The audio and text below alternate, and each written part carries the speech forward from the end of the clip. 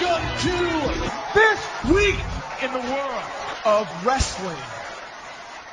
Welcome to TWitWoW, the best wrestling podcast made for wrestling fans, by wrestling fans, on the web today. I'm John, that's my cohort and commentary Ashton, and this is our NXT review. And I gotta say, tonight's NXT was a lot of fun, some quality matchups. We got a resolution to a very big controversy that happened in the preceding week. We had an impressive debut, in my mind, that I'll be excited to talk about. All around, a very fun hour that rounds out what always is a very fun Wednesday night when you've got 2 hours of great wrestling like we've been getting. Ashton, what'd you think of it, man? Yeah, this was a strong show. I don't think it was necessarily flawless, but I did enjoy myself. There was, a couple of things that we'll talk about in this first segment, but for the most part, it was fun. The right people went over, and we got some story progression that is going to make me look even more forward to next week. Absolutely. With that said, let's not waste any time. Let's get right into our first segment. Heat of the night. I've got no heats of the night tonight. I thought the resolution of the controversy was well done. The matches were fun. To your point, the right people went over. Would I have maybe added some things or done some things differently? Sure, but I don't really think it warrants using this particular platform to talk about them. I'm good tonight. What about you? I do have a nitpick. What's your nitpick, Ashton? I'm very curious. I do like that we had Carmella defeat Emma tonight, but I hate that she won via backslide. I knew that was going to be your nitpick because I heard you have a gripe about it while we were actually watching NXT. I do agree with you. I even said last week on NXT TWitWoW that if you're going to build up Carmella and you're going to have heels cut promos on her where they're really not taking her seriously, she needs to beat them in a more dominant fashion, and I thought this would be a great opportunity on her road to her championship match to build up her submission finisher. Yeah.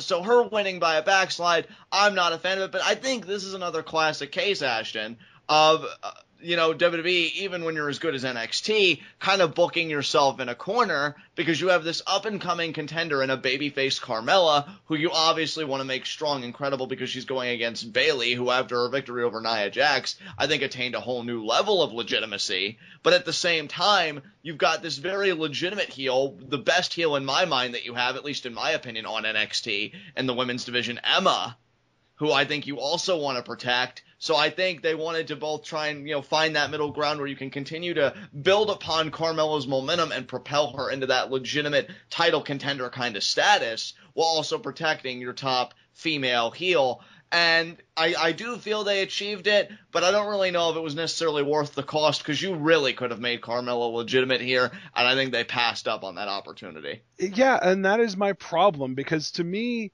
I agree with you that Emma is the strongest heel in NXT right now as far as women go.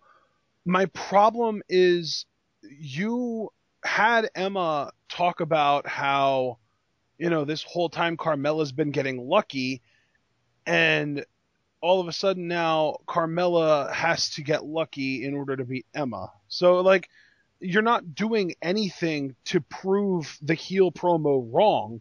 If anything, you're adding to it. You're supporting it, and I don't like that. Yeah, I totally get what you're saying, dude. I completely agree. Look, I think if you're going to commit to something, commit all the way regardless of the casualties. And I love Emma.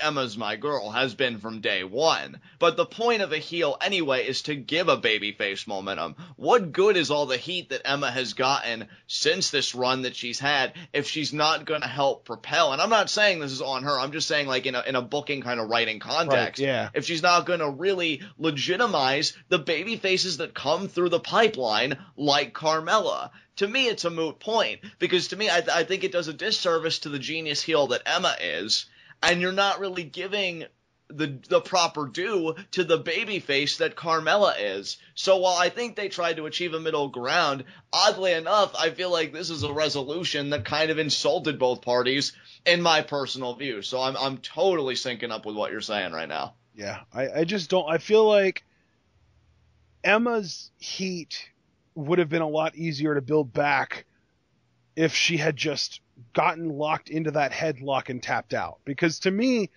if Carmella's going to beat Bayley, that's how she's going to do it. She's going to need to get her in that headlock that she does, and she's going to need to squeeze it as tight as she can, and she's probably going to need to make Bayley pass out because Bayley's never going to tap. Right. You know, and I think that it would have been a really smart way for them to continue to legitimize Carmella's headlock finisher, as opposed to now just kind of supporting the idea that, oh, she's only where she is because she's getting lucky. Exactly, and you know, that's just it. When you put it in the context of the title match, what is Carmella really going in with? Not saying her submission isn't legitimate, it certainly is. But, I mean, you look at how they've built up Bayley. She beat Nia Jax with the guillotine. She had another unique submission against Sasha Banks to get the deciding fall in their Iron Woman match at TakeOver Respect. Obviously, the belly to Bayley, you know, and just all of these moves. And Carmella, what they're saying, like, she's just that kind of like luck box kind of competitor where, oh, I caught her in a backslide at the precise moment. Carmella's better than that. You know, you really should be building her up. And it really is kind of a shame because she has grown. But her getting a win like this over, again, the heel in my mind of the women's division, what message does that send to Bayley? Because in a kayfabe context, I'm looking at that. I'm watching backstage and I'm thinking, well, that'll never happen to me. You got to bring more than that to beat me. I toppled Nia Jax, for God's sakes. Yeah. So, yeah, I really don't think this was handled that well. I enjoyed the match, but I completely agree with you about the finish because the finish is everything, you know? And I just don't think they really got that right tonight. Yeah, exactly. So that was my only real problem with tonight. I do think that match should have been longer, too.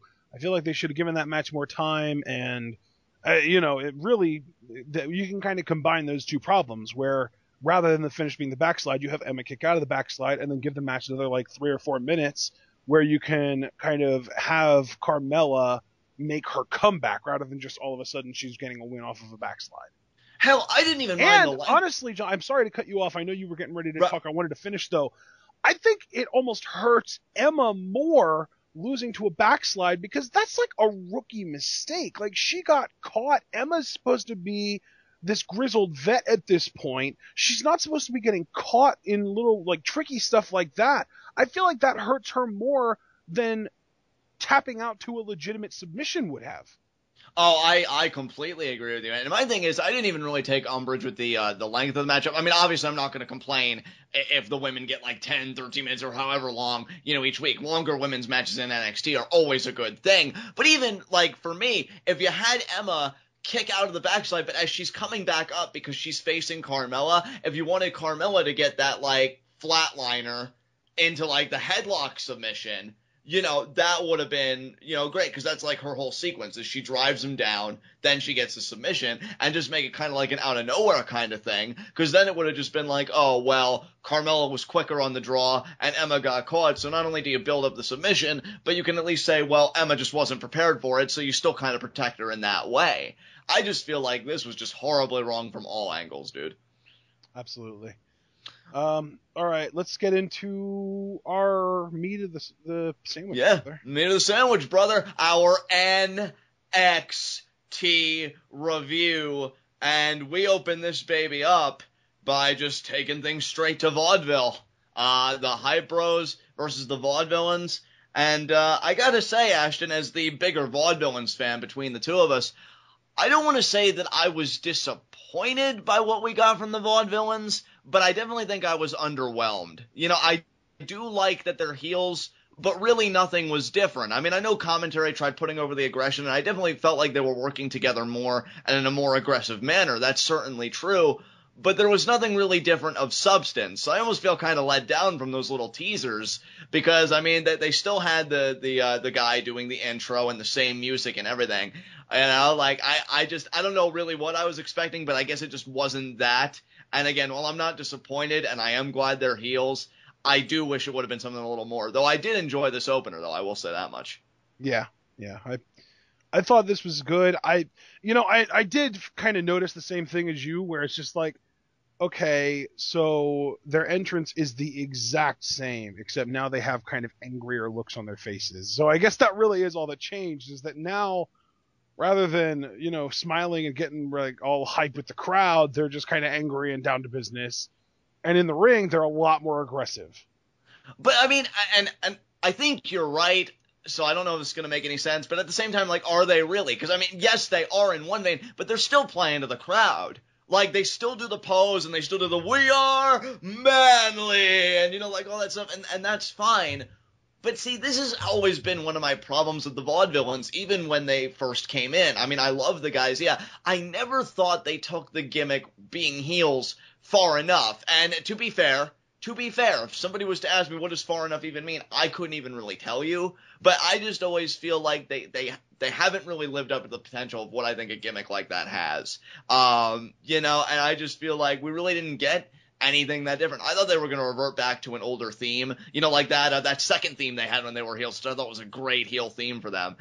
No reverting back to music, no new music. Again, intro's the same, everything's the same. Like you said, really, it's just what they emote. They emote angrier now, which is fine, but that's not really substantive. So maybe they'll do more in the coming weeks. I doubt it. But at least they got the win here over the Hype Bros, which, I mean, that's always going to put a smile on my face. They get the win with the Whirling Dervish. They pin Zack Ryder. I wish it would have been Mojo Rawley, but I'll take what I can get. So Vaudevillains are back to their winning ways, at least for 1 week, in a ever-crowded tag team division. So we'll see where they go from here. Yeah, absolutely. So then up next, we had a Tom Phillips sit-down interview with Carmella. This was pretty well done, I think. She said that Baymella will always exist. They're professional enough that they can set their friendship aside and take care of business in the ring, and then when the bell rings to close the match out, they'll be right back to being best friends. They talked about how Bayley was the first person to congratulate her, and yeah, like they're really tight. And then they bring up that she is facing Emma tonight, and she says that she is not only going to beat Emma tonight, but she's going to win the title next week. Yeah, very confident Carmella. I will say, as far as the women go in NXT, I would almost call it like a sandwich episode of NXT, because it was something good with this, something negative with the finish of her match later on tonight, and then something good to kind of end it with the second women's match that we got, because I really like that as well. So I think the women were kind of hit and miss tonight, but mostly hit, and this interview, yeah, was definitely a hit. I'm glad they gave Carmella this exposure. I love how they treat their title matches in all divisions. They get in the psyche of the challenger and the champion. They really add that substance, that story, that core, which I really like. It's not just two women competing. There is an emotional chord here to be struck, and I like that they explored that. These are two friends, but it's about the championship, and it's going to be very interesting what happens in that match next week, especially because Bayley was nowhere to be found this week, so they really couldn't even play up on any of that. But yeah, next week it's all going to come to a head. Yeah, absolutely. All right, so then we had Alex Reyes interviewing Dash and Dawson. They say they are going to welcome, and they even said beg, to fight Enzo and Cass, but when it's all said and done, Enzo and Cass would still be losers, and when they're in the ring standing over Enzo and Cass, they were going to ask them their little question, how you doing? I love these guys. They're awesome. Again, you look at these guys, and on paper, I mean, if this makes any sense, they have the look like maybe they wouldn't be able to know how to control a stick, control a microphone. These guys know how to talk, particularly against Scott Dawson. I think he is wonderful. I love these guys as heel champions. I love the swagger they've developed because they are the champions. And, here's the thing. I know we often say, like, you gotta build up the baby face and this and that, and that's certainly true. I think they could have given Enzo and Cass a bit more respect, credibility, but it's not like they made invalid points. They did win at London, and even if you don't like how they did it, using Carmella as a human shield at one point, they did it more or less clean. These guys are legitimate, and they know it, and I love that confidence. I love that they're confident in themselves. I love that they know full well what they're capable of, and I love that for as serious as Enzo and Cass have gotten, and this is the most serious they've ever been, I think you and I can both agree on that. Scott Dawson and Dash Wilder, the mechanics aren't sweating it one bit. I really enjoyed this, dude, and I'm loving them as tag team champions. Yeah. This might alienate a little bit of our audience because it is a sports reference, but I feel like the Mechanics being the tag team champions, it's like hiring Mike Mularkey as your head coach. Like, you're never going to make to the playoffs, but you're going to take a really terrible team and just get it on the right track and make it competent again. And that, I feel like, is kind of what Dash and Dawson are doing with the tag team division. Like, they aren't going to wow anybody.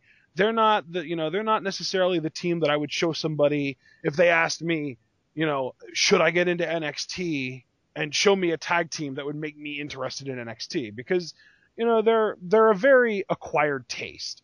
But what they are is incredibly consistent, really, really good workers in the ring. They're really good at getting heat. They're great at getting the crowd to cheer for whoever they're going against. And I just think that they're going to go very underappreciated when it's all said and done with NXT's tag titles. And you know what's funny? Like, the way you describe them, outside of the football reference to start. They're mechanics. Yeah, exactly. It's exactly what they are. Like, everything you said, it's not like it was denigrating in any way. They would tell you the same thing. They would look at you and they'd be like, yeah, that pretty much has it right. I mean, they have a hashtag, for God's sakes, no flips, just fists. That's what they do. Yep. And it works, man. I mean, and that's why you said they're an acquired taste. Well, guys like you and I mean, how I love, like, when somebody works viciously those tag team fundamentals. And those guys have really reminded us that tag team wrestling is an art and a science. And, like, it's just amazing to watch them work a really great tag team match. I still say, and I don't know if anything will top it. I think it's going to be a good while before something tops it. And I know, like, American Alpha and the Mechanics is a match that hasn't happened yet. But the match they had with Enzo and Cass at London was one of the best tag team matches I've seen in a while, period. In any promotion. They're just that good. And, so are Enzo and Cass, which is why it's a great feud right now. And I'll be curious to see what happens in the rematch. I mean, I don't know, man. I've kind of given up on the idea of Enzo and Cass winning the tag titles. This is the second time, London specifically was the second time that we were completely sure, like, pull the trigger now or don't pull the trigger at all. They're winning the titles, and it didn't happen again. Yeah. Yeah, now it would feel awkward now to me with American Alpha on the rise, but maybe that'll be exactly when they do it. Always expect the unexpected, I guess. Yep.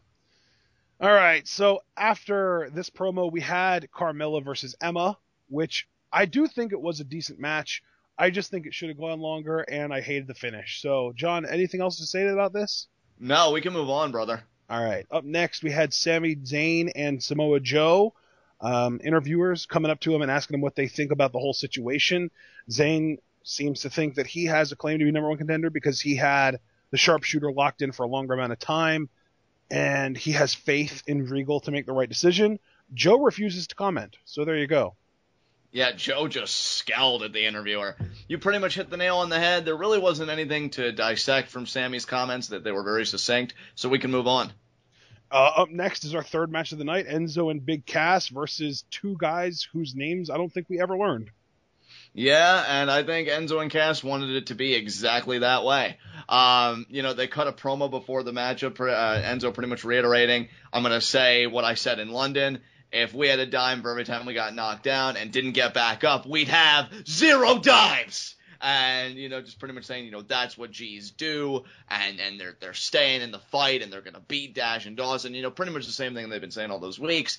Cass does the soft thing. It's gotten to the point where these guys are so over, and this has been established for a while now. He just says the S, and then everybody else, finishes spelling out soft. It's great. They make really quick work of these guys, and the finish comes with Big Cass hitting East River Crossing, and Enzo gets the assisted splash for the win. So these guys, they still got their momentum, I'll tell you. And they still got some fire, too. I love that they haven't lost that yet. These guys they know how to do it. It's funny how in NXT, you really have heels and babyfaces both that, both those alignments on the main roster could take notes from, because they just do it right, just to the T. So, much respect there. Anything else you want to say about this match, or can we move on? Let's move on. Up next was the Apollo Crews promo.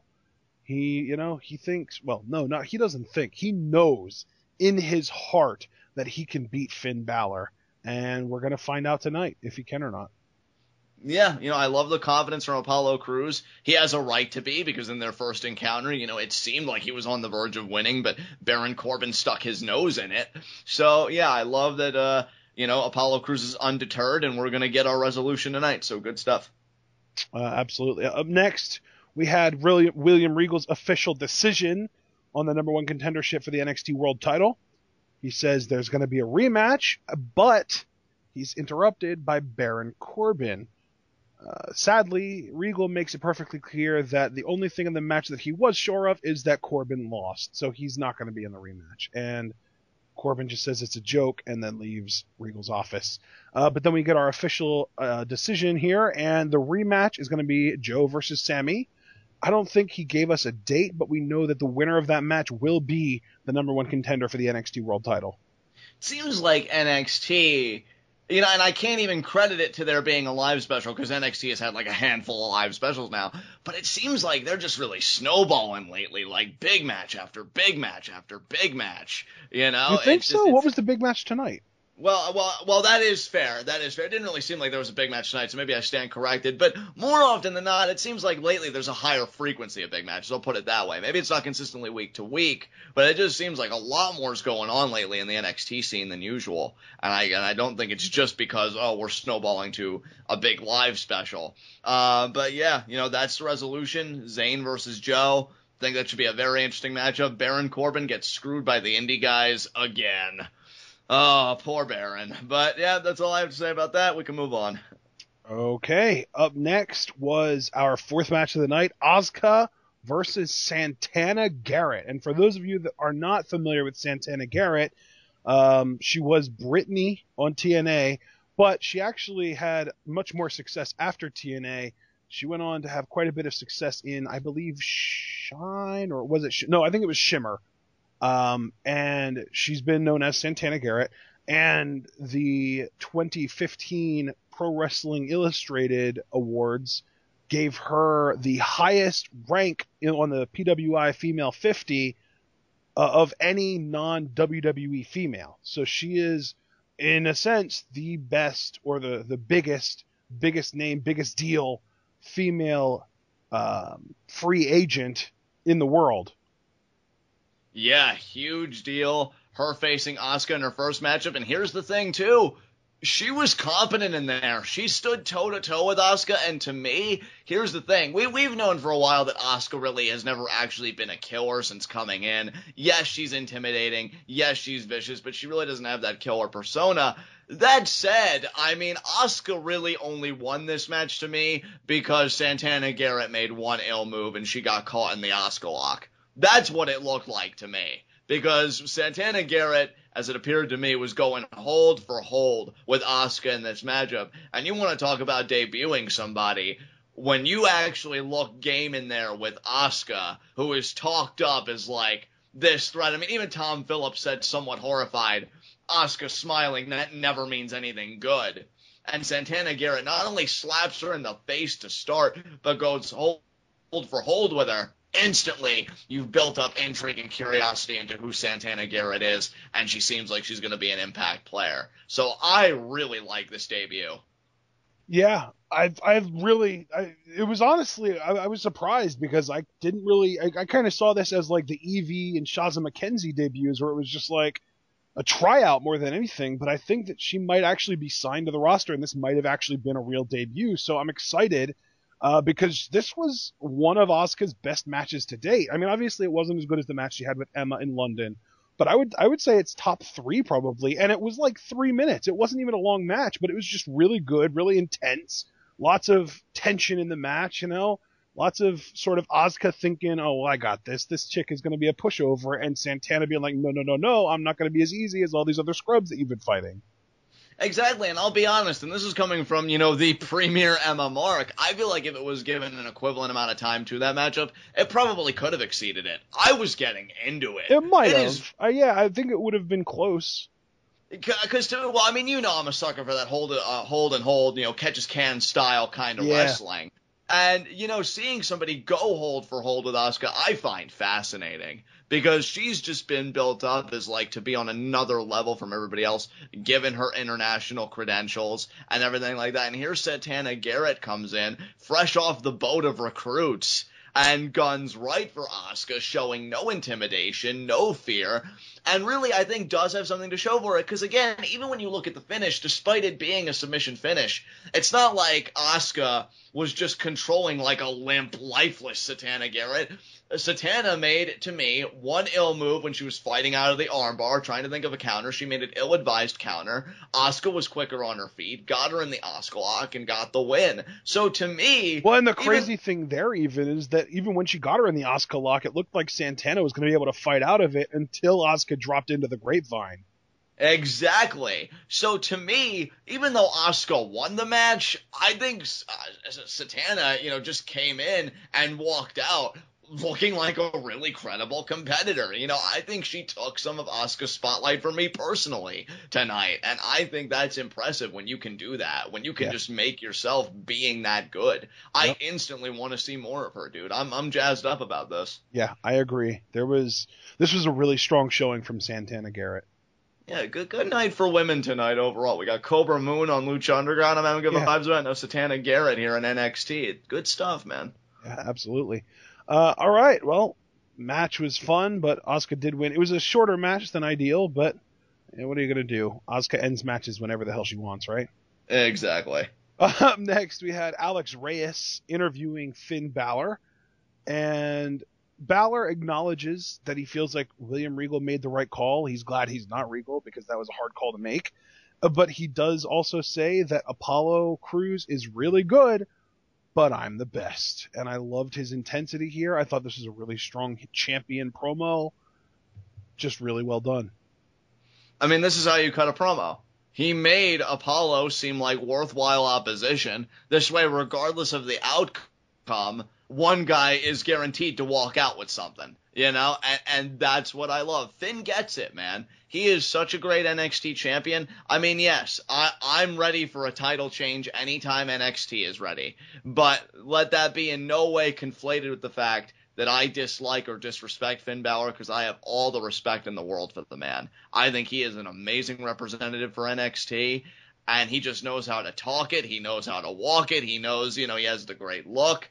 The guy's money. I said it when he first came in, and I'm saying it all this time later. He is still money, and he's a great champion. So good stuff from Finn here. Yeah, this was strong. Great promo. Yeah. Up next, we had an announcement that Bayley versus Carmella for the NXT Women's Championship would be next week. We didn't know that prior to this. I know I mentioned it earlier in the show, but this was when it was announced. And I think that that's a great decision because, like you said, now we're going to start kind of snowballing with these big matches finishing shows. Exactly. Yeah, absolutely. Right. Well, I guess we can move on. Main event time. Apollo Crews versus Finn Balor. I thought this was a really good back and forth match. I love how far Finn Balor felt like he had to go to put Apollo away. And I love the post-match, show of respect. I thought this was just a really well done segment from beginning to end. Completely agree with you. I love the exhaustion that Finn exhibited on his face in parts. Like, what do I have to do to beat Apollo Crews? This match actually got me. I figured, because I didn't know if he was going to go for the powerbomb or the press slam into that moonsault that he does. But when he did the latter, I figured it was going to be a near fall. But when Apollo Crews got that pump kick and his expression changed, I'm like, no way. Are they actually going to give this to Apollo and we still have a crowd of classic contenders on top of this controversy with Zayn Joe? But then when he did, again, the military press and the moonsault, I'm like, okay, it's just going to be a near fall. When he tried to go for the powerbomb, I thought that sequence was great. Finn just determined to put Apollo down with the sling blade, drop kick in the corner, and the coup de grace. He does. Yeah, very competitive matchup. See, that's the kind of matchup. The great thing there is that he didn't let it end with the coup de grace, because Apollo, after the coup de grace, Apollo was stirring. So Finn grabbed him, picked him up, and finished him off with a bloody Sunday.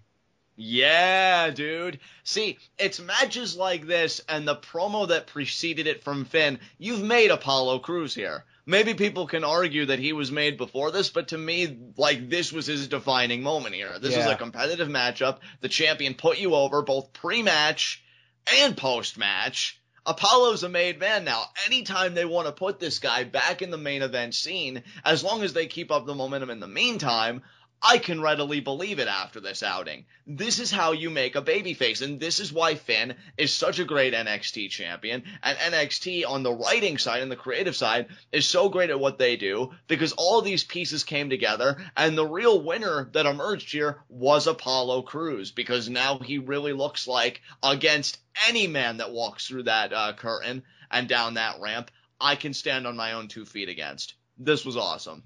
Yeah, this was really, really well done. I love the conclusiveness and the closure that we felt from this.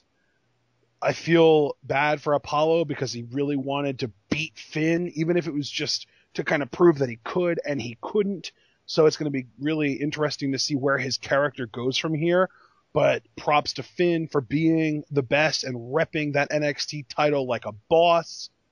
Looking forward to see who wins the Sami Zayn Joe match, to see who the number 1 contender is.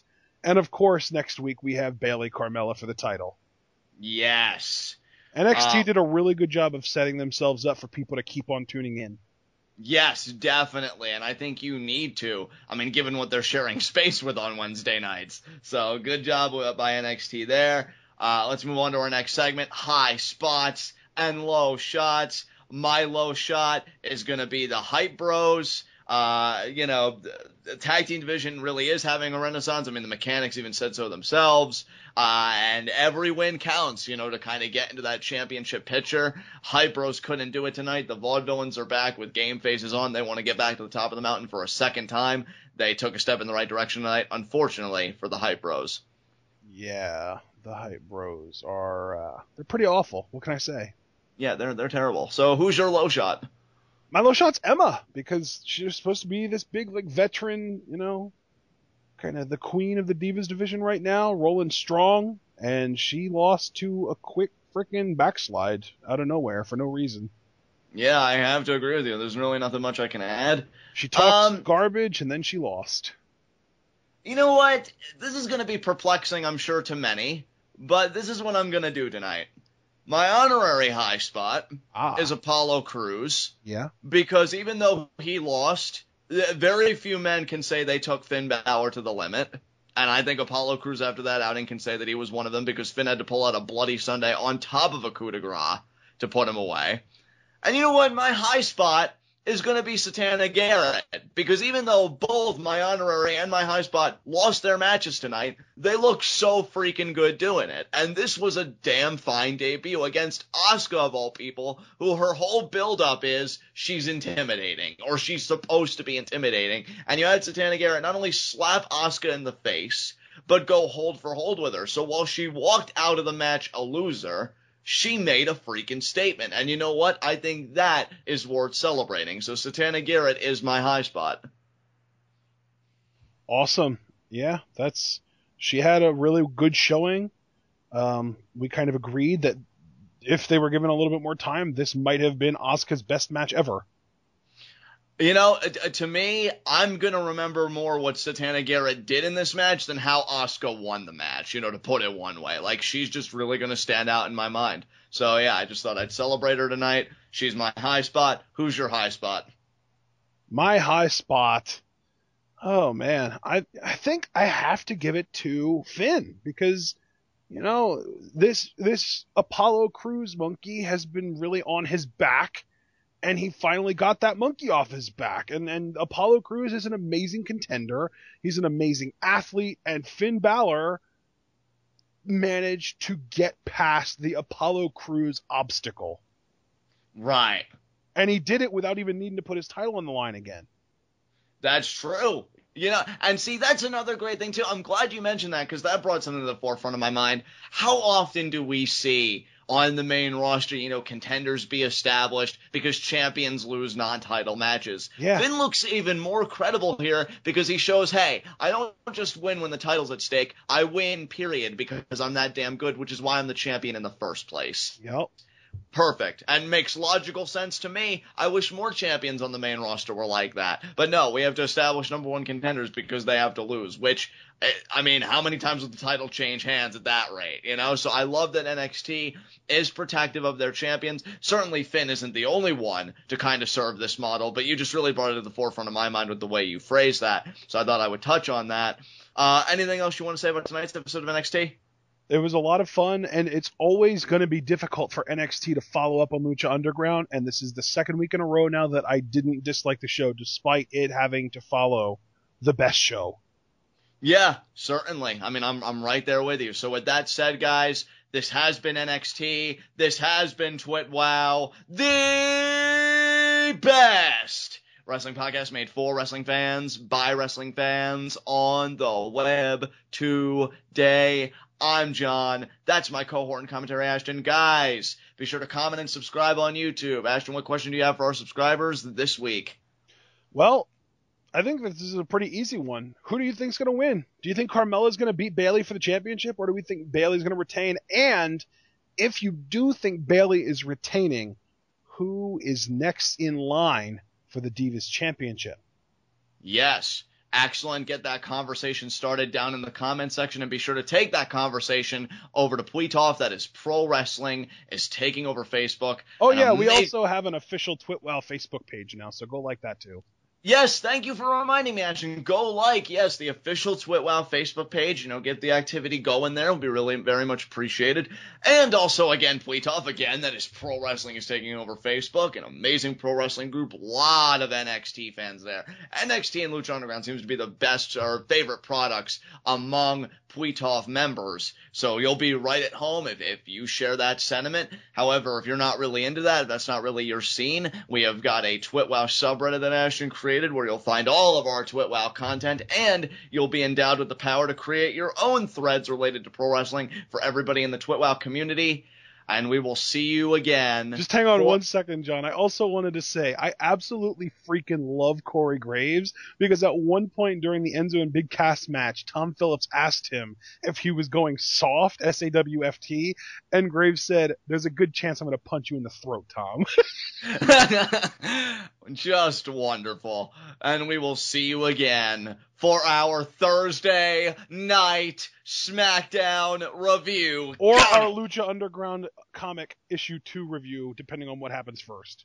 Yes, that is a possibility, but believing that isn't going to happen, you can expect our Thursday night SmackDown review, where we will see The Miz take on the phenomenal one, AJ Styles, where AJ Styles will once again remind everybody in that locker room they don't want none. Tune in and peace out.